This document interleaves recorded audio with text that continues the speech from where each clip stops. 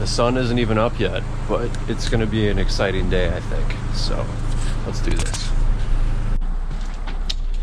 All right, welcome back. In this episode, I'm gonna be showing you one of my brand new project cars. I'm really excited about this. This has been a bucket list car for me, so I could keep talking and drag this out, but let's just get to it.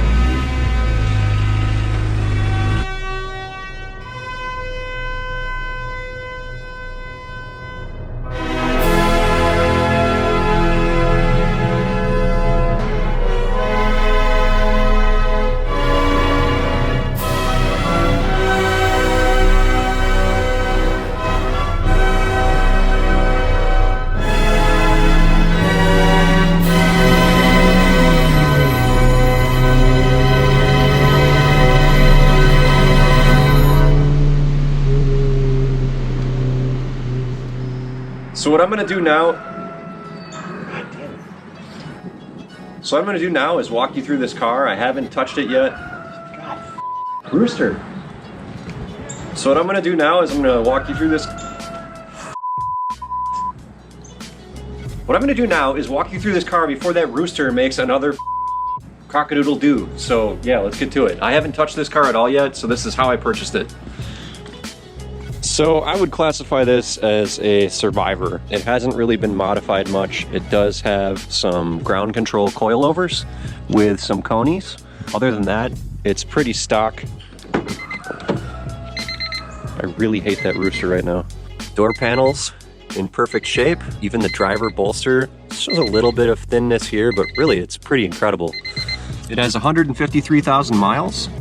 There's nothing really wrong with it. I'll walk you through some of the cool things about this car. Fresh air vent here. That was one of my favorite features from my '89 Accord. You could have the heat pouring out of the footwells, and you could flip these little levers here on an Accord, and you could get fresh air coming up into your face. Really, really simple controls on this car. I mean, I don't know why companies feel like they need to move away from this. It's so easy to use and straightforward. The other thing is the build quality on these Hondas is just awesome. Everything is kind of a little squishy. The panel gaps are pretty tight everywhere. It's just a very high quality built economy car. But the visibility, I mean, when you look at how much is glass on this car, like look at this. This visibility is nuts. And when you're in the driver's seat, there's no hood whatsoever. It's gone. So you're just in this really light, airy glass box, which just can't be replicated by modern cars. Modern cars have, you know, safety standards and all sorts of stuff that didn't really exist when this car was produced. But because it's new enough, it still has the reliability and the performance of a newer car. This is the second gen of the EF hatch. So the 88, 89s had traditional seat belts. The regulation said Honda, you either need to have airbags or some sort of active restraint system. So what they did is they mounted the seat belts in the door here. And the way you're supposed to, the way they argued that they didn't have to have airbags was if you buckle yourself, see this says emergency release for seatbelt is located on buckle. This is the emergency release. It is an active seatbelt system because you can open the door and have the seatbelt still like this, and I can technically get out. So this is what they wanted you to do, which is ridiculous. So there we go. Now I'm back in. I can shut the door and my seatbelt is automatically on. A couple things that made the SI more desirable. I mean, it had a fuel injected engine, a little more power, a little better suspension. This has a power sunroof or moonroof because it's glass. None of them had power windows, which I think is interesting. I kind of assumed they did, but whatever, that's fine. Manual windows are fine, especially when the car is small enough that you can just reach over and grab it.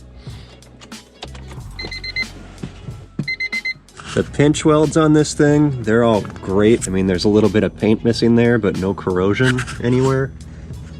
The hatch struts are bad, but it does have the cargo cover, and it came with the original SI wheels. All these cars came with steel wheels with these hubcaps. It also has the optional speaker pods, which is kind of cool.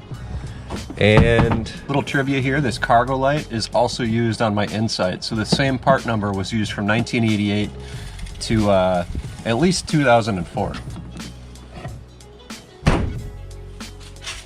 I actually used to hate these cars when I was around 16 because so many of them were so poorly modified, and the ones that were the loudest with the most obnoxious owners typically had automatic transmissions and completely stock engines that didn't put out any power.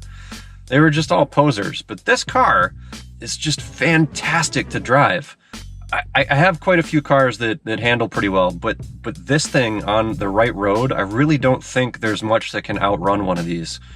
The combination of low weight with double wishbone suspension and just a perfect shifter and tons of visibility, it's a real enthusiast car. It's reliable, it's economical to own.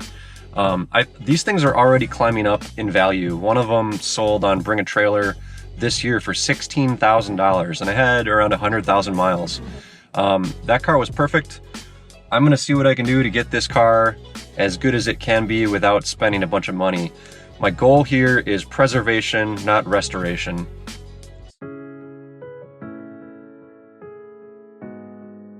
Okay, so this is pretty exciting. This is the first time I've had the wheels off the car. Check this out.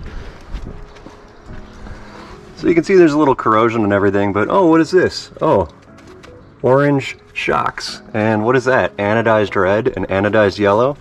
Yeah, those are ground control coilovers, and I believe these are conies. So that is a killer setup. I'm super stoked that that's what was in here. Before I was kind of guessing because I couldn't really get a good look at it, and honestly I just didn't touch this car. So the fact that this thing already has ground controls and conies, which is arguably one of the best setups you can put in this chassis, hell yeah. So that's awesome. I think what we're going to do before we put the wheels on is just knock some of the rust off the brake calipers and just hit it with some high temp brake paint.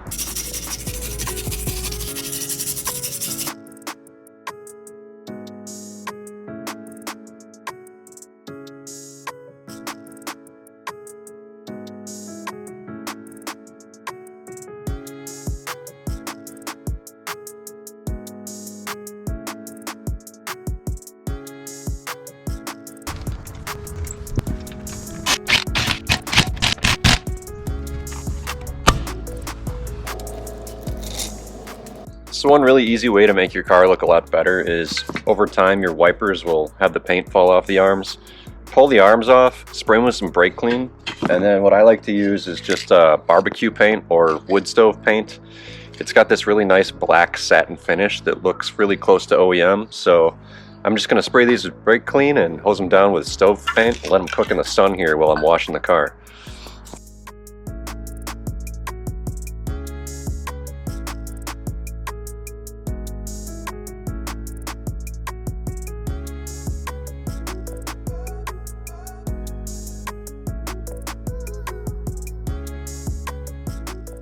Alright, so even after a car wash, the paint on this thing is not very good. I mean, it's just so dry.